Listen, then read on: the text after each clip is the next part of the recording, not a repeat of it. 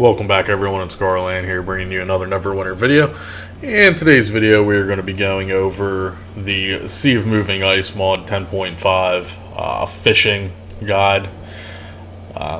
Basically, when you first get here and you do your storyline, you're going to be awarded a just basic simple fishing rod. Now you can get an upgraded version out of the map in the bottles, which is going to be a epic one, a purple one. I haven't got it yet, unfortunately. I've gone through about 30 maps in the bottles and I haven't pulled one yet. I have pulled the Dragon Boat Kayak, which also comes out of map in the models. It just gives you more movement speed. Unfortunately, of course, most of you already know you're not going to be able to use your legendary pole from the Winterfest, which is shitty, but it is what it is. Let's talk about bait really quickly. There is a new tab under the special currencies, and there is going to be 2 baits available for your use. The lugworms, which is your basic bait, is going to be able, you're going to be able to buy this just right from a vendor. And then also krill, which increases your chance at rarer fish. And this is going to be done by your daily quest. So every time you do your daily quest, you're going to be getting a little bit of krill. Every time you do a map in the bottle, you're also going to get awarded some krill. Every single map in the bottle you open will give you krill. So eventually you will have a lot of krill. So that is the bait. And you can come to this NPC over here and simply buy lugworms. They are about 9 gold, 10 silver, or I'm sorry, 9 gold, 9 silver, so basically 10 gold per 99, and we are going to buy some of those. Now, as I said, you will get some krill every time you do your daily. I've already done my dailies for the day. We're going to turn these in. As you can see, I'm going to get 5 krill from this daily, another 5 krill from this daily, and then one of the other dailies also gave me 5 krill. So let's take a look at the actual fish. So the fish are going to come in a tier system. Of course, there is going to be green, blue, common, and epic. And basically what you do with these fish is that you can turn them in for reputation, which I will show you. So if you go under your campaigns, go all the way up to your Storm King's Thunder, and if you look at the very top, the Elk Tribe, every 1,000 points you guys accumulate by turning in fish, you're going to be eligible for 1 key. So as you can see, I currently have 2 keys. Now what sucks is that these only stack to a maximum of 5. So basically you want to just save fish. If you're already capped at 5 and you're not doing the new dungeon or skirmish or raid, whatever you want to call it, Servanborg, and if you're not using the keys, then obviously don't turn in your fish. Like, keep the rarer fish. Each fish has a monetary value, which if we go up the hill over here, we can do the turn in. So if we go to the store, as you can see, the purple epic fish have a 100 coin value. Blue fish have a 30. Green fish have 15, and common fish have 5. And then you could turn all these in 4 points. As you can see, I'm 21, 28. Support, like I said, every 1,000 reputation you guys accumulate will equal a key. Now, one thing about fishing, you guys need to pay attention.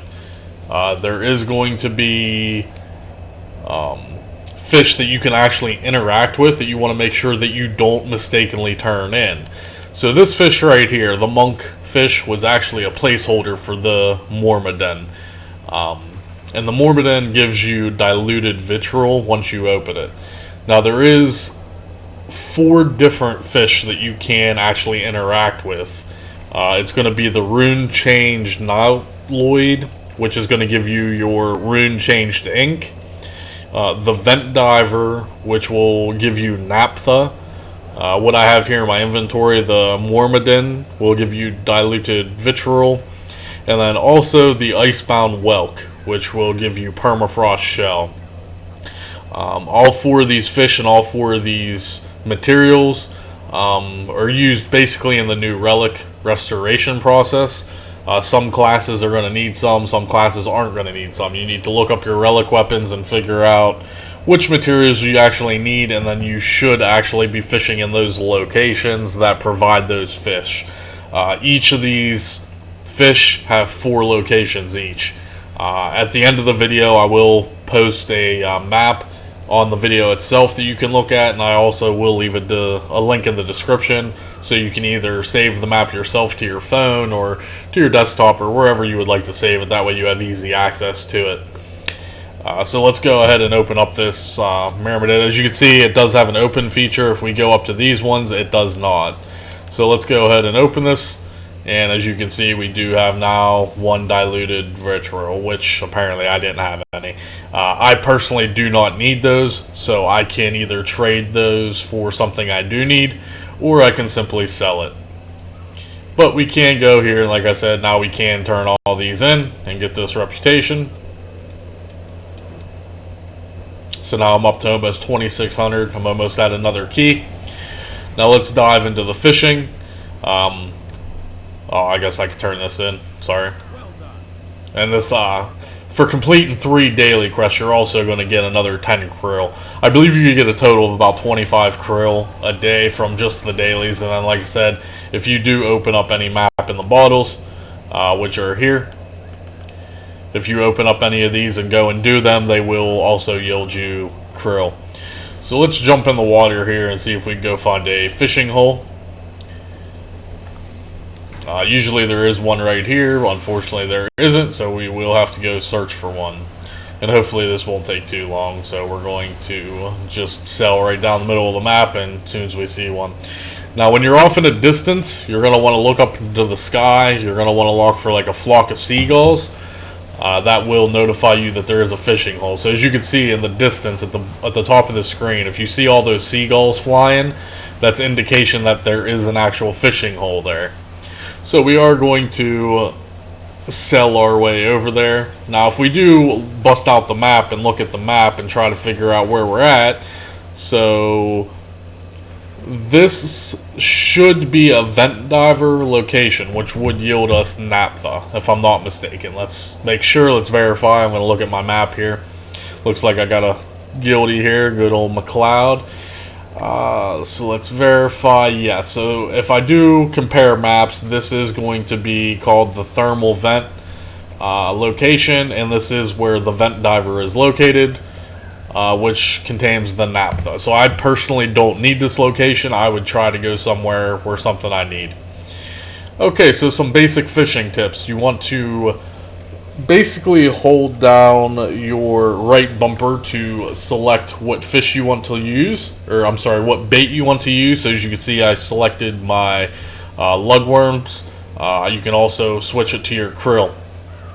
It's very easy. All you do to cast out is click your right trigger once to cast your line, and then you simply wait a minute and you will hit left trigger to set the hook. If you look in the middle of the screen, there is Roman numerals, which will indicate what tier of fish you will be reeling in. So as you can see, I have a rank 1. Hit your left trigger, and then hit the corresponding buttons. So basically all you have to do is hit either left, right, or up on the D-pad, which is down, and you will eventually reel it in. So once you do reel it in, all you hit is up on the D-pad, and there you go. I now have a dragon goby. Some minor tricks as far as the Roman numerals go. If you see the one that's listed right now and you happen to reel that in, that is automatically going to be a map in the bottle. Every time you see that, you want to make sure you do in fact reel that one in. Roman numeral 1 and 2, I personally don't reel in. You can simply just move your kayak a little forward and it will cancel the cast. However, just be aware that you will still consume bait even if you cancel your cast. So if you're working on reputation, you want to accumulate all those fish, that's up to you. I personally don't reel in 1s and 2s. Sometimes I won't even reel in 3s. I will reel in 4s. 4 is the one that you want for the placeholder and the material items. And 5, the epic versions, are pretty useless for the most part. They're just the highest amount of reputation you can get. So let's just do a little test here. Okay, so I have just got an achievement that came out of nowhere. GG for appearing in my video. Apparently I've now spent 5 hours selling in the moving ice. So congratulations to me. Anyway, so yes, we will cast our line. Let's see what we get. I am going to cancel this one unless it is a 4 or 5 or a map in the bottle. So we will wait. And it is a 1. So, like I said, all you have to do is simply just move your kayak a little, and you will cast. Or you will cancel your cast. Like I said, you do want to be cautious, as it will still consume your bait. So, if you want to take full advantage of your krill, then you should reel in everything. But like I said, I personally don't take anything unless it's a 4 or 5. Sometimes 3s, and then always a map in the bottle. Once I do get the epic pull, it does reel in faster, and it does give you increased drop rates. I just don't have it yet. And then added with the krill, you should mainly only be pulling in 3s, 4s, and 5s with a good bit of map in the bottles. Unfortunately, I don't have the pull yet, so I do get a lot of 1s and 2s as well. As you can see, there's another one. One thing I do want to mention also is that you should always fish with a buddy. The more people you have in the actual fishing circle, the better chances you have at rare fish. However, the more people you have in the fishing circle, the circle will be consumed faster. And once the circle is consumed, you will have to go find another circle. So McLeod is now leaving me, apparently. So goodbye, McLeod. Like I said, you want to try to fish with a buddy. It's up to you. Your drop rates will increase a little bit. Like I said, the more people in the fishing hole will increase your drop rates. So we will do a couple more casts, and that's pretty much going to wrap it up for the video, guys. So there we go. I just landed a 5.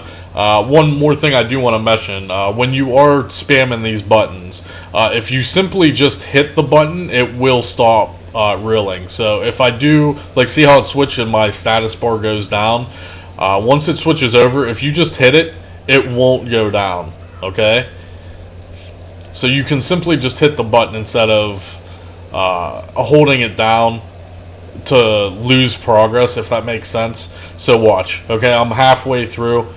Let's see, when it switches over, it will go down because I won't be hitting the right button. Well, maybe if it switches over. Okay, so it switched down.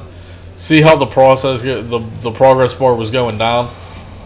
And I actually just lost that fish. I didn't think that was possible, but apparently I just lost that fish. GG, guys.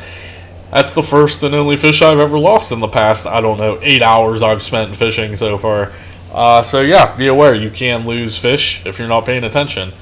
But yeah, so you can stop the progress bar by just hitting the button instead of reeling it in. I would advise not, doing it. You want to make sure you are reeling your fish in all the way. One more cast just to see what we get here. Can't believe I just threw that 5 away. Of course, we get a rank 1, but alright guys, that's pretty much going to complete the fishing guide. I will provide a link to the locations for the maps in the bottle as well. I don't know if I'll be doing actual videos on those because there's 30 maps in the bottles, and I mean that's just a whole lot of video making. They're really not hard to do. Some of the locations are kind of tricky. I might do a select few videos on the maps in the bottles, but that's going to wrap it up for the fishing guide. If you guys have any questions with the fishing, like I said, it's fairly easy for the most part. You want to be making sure you're, making sure you have max reputation, and then just stockpiling the fish. Make sure you get your pull. Make sure you're fishing in the correct locations as well. Bring up that map. Figure out what your relic weapons do need as far as materials go to be restored. And then once you have those, then you can fish wherever you want, basically. If you want to just fish for map in the bottles, it doesn't matter what location you go in because they drop everywhere. But like I said, certain locations drop certain things, so you want to make sure you are fishing in the correct location. So that's going to wrap it up, guys. I think I said in the beginning that I was going to actually post the map in the video. I'm probably not going to do that. I probably will just link the map in the description. So the fishing map will be in the description, as well as the map in the bottle video will be in the description. Alright guys, thanks for watching, and we'll see you in the next video.